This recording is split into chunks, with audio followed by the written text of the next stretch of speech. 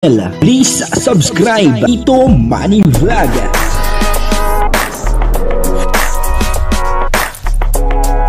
Payagan po si Tito Manny Vlog na mag-reactor. Wala man siyang records ng ng awayan.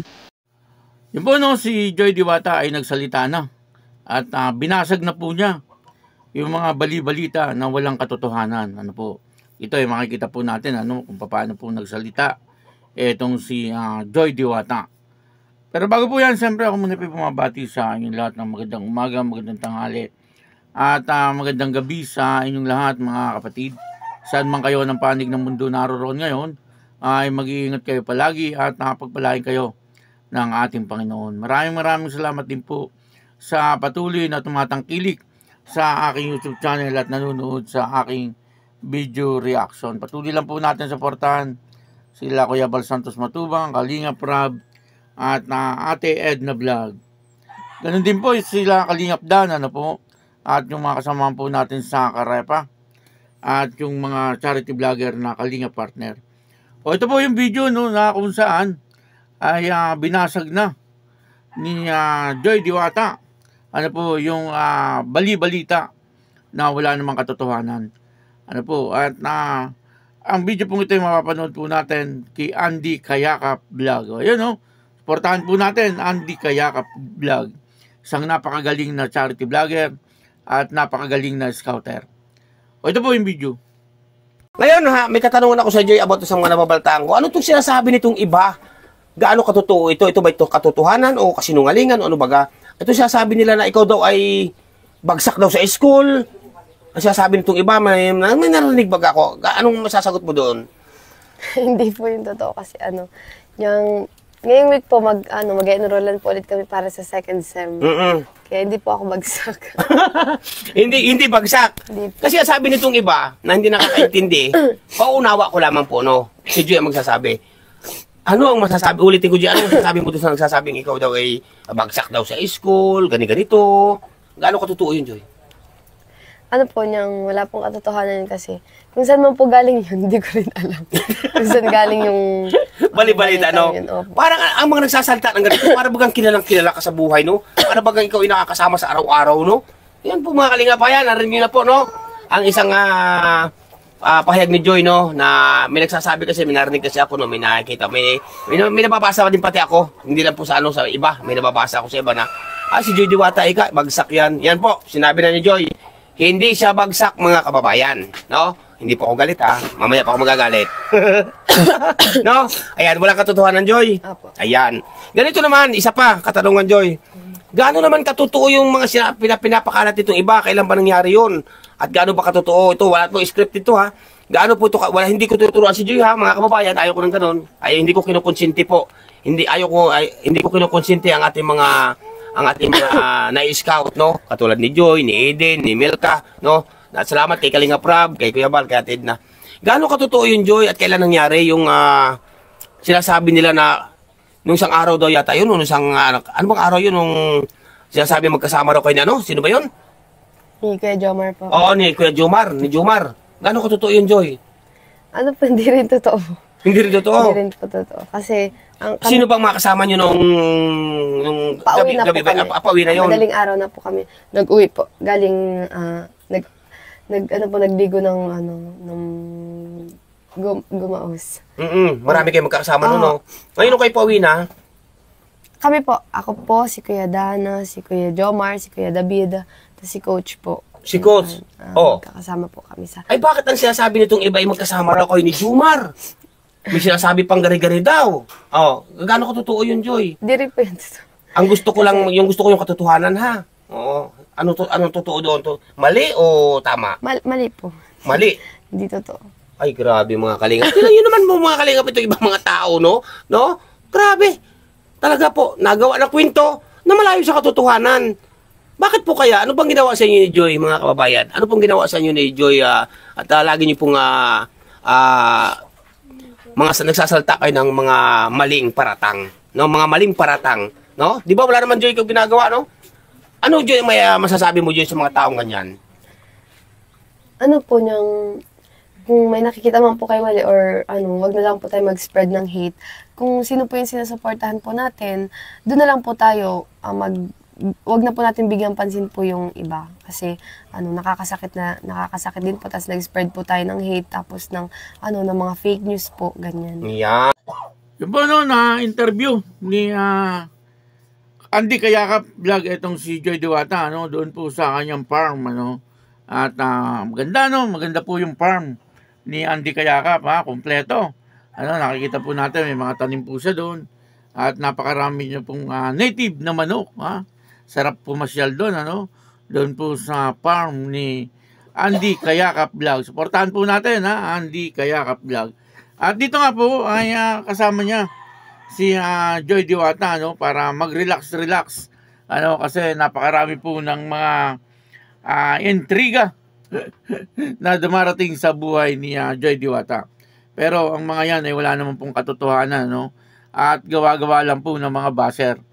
At dito nga po ay talagang binasag na ni Joy Diwata, yung mga balita na wala naman pong katotohanan. Kumbaga fake news. At yan po ay kagagawan lamang ng mga baser ni Joy Diwata, Una pong tinanong ni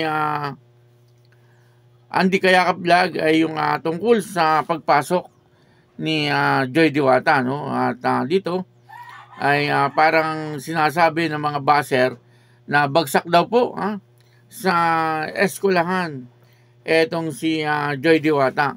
Grabe, Talaga nga naman itong mga baser na ito ay walang magawa.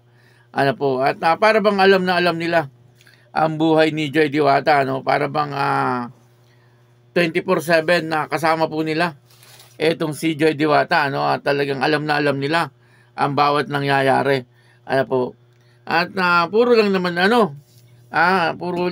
mga fake news ang kanilang ginagawa, Kumbaga puro kasiraan ni Joy Diwata ang kanilang ginagawa. At maliwanag po na sinabi ni Joy Diwata dito na hindi naman daw po siya bagsak. At katunayan po niyan ay mag-e-enroll na nga po siya sa second sem. Second sem na po pala, At sunod yan ay second year college na etong si Joy Diwata, At marami pa ang talagang tatahakin sa buhay itong si Joy Diwata, Kumbaga ay tama po yung ginagawa niya, na hindi niya pinapansin etong mga basher na ito, na walang magawa. Ngayon kaya nagsalita si Joy Diwata, para malaman din po kung ano po talaga ang katotohanan. Mahirap din naman po kasi yung mananahimik na lang po siya. At siyempre marami po ang talagang nag-aagam-agam. Kumbaga ay marami ang talagang gustong malaman ang katotohanan. At ito binasag na ni Joy Diwata ang mga bali-balita at gawa ng mga baser ay walang katotohanan. Lahat po yun ay puro fake news. At ang isa pa po rito, yung sabi nila, ay magkakagalit daw po itong mga Kalingap Angels.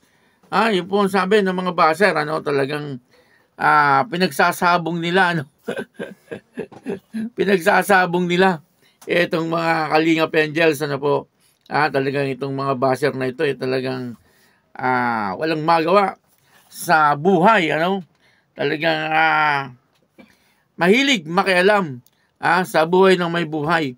Buti po sana kung tama yung kanilang mga sinasabi, pero ang kanilang mga sinasabi talaga nga namang puro pamimintang, puro panghuhusga, at wala namang katotohanan. Para kay Joy Diwata, ang sabi niya ay wag na lang daw po pansinin ang mga taong ito. Tama, wag na lang po pansinin itong mga taong ito sapagkat maaaring ang laman po ng utak ng mga ito ay puro inggit. Naiinggit po sila sa nangyayari ngayon sa buhay ni Joy Diwata. Kasi siyempre, napakaganda po ng nangyayari ngayon kay Joy Diwata. At napakaraming blessing ang talagang dumarating ngayon kay Joy Diwata. Kaya siguro sila ay naglalaway sa sobrang inggit. Kaya ang ginagawa nila ay sinisiraan na lang nila si Joy Diwata, sa ganung pamamaraan ay makaganti po sila. Pero hindi po nila alam yung ginagawa po nila ay may karma po yan. pagdating po ng araw ay may karma po yan sa kanila, no? Kung di man po sa kanila, ay sigurado sa kanilang pamilya mangyayari yan, ano? Kaya mahirap, ano? Mahirap po yung gumagawa ka ng mga kwento na nakakapanira, no, sa ating kapwa. Sigurado po na mayroon po yung karma, no, at na yan po ay mararamdaman ng mga baser ni Joy Diwata. Ano po, at na may isa pa mong tinanong, ano, yung tungkol po dun sa pagsama daw kay Kuya Jomar. Pati ba naman yun? Ginagawa nyo ng kwento. Ang sabi po dito ni Joy Diwata ay marami naman daw po sila. Ano, kumbaga marami po silang magkakasama. At hinatid lang naman daw po doon yata sa apartment kasi madaling araw na yata may pinuntahan po sila. Ano po, at marami daw po silang magkakasama.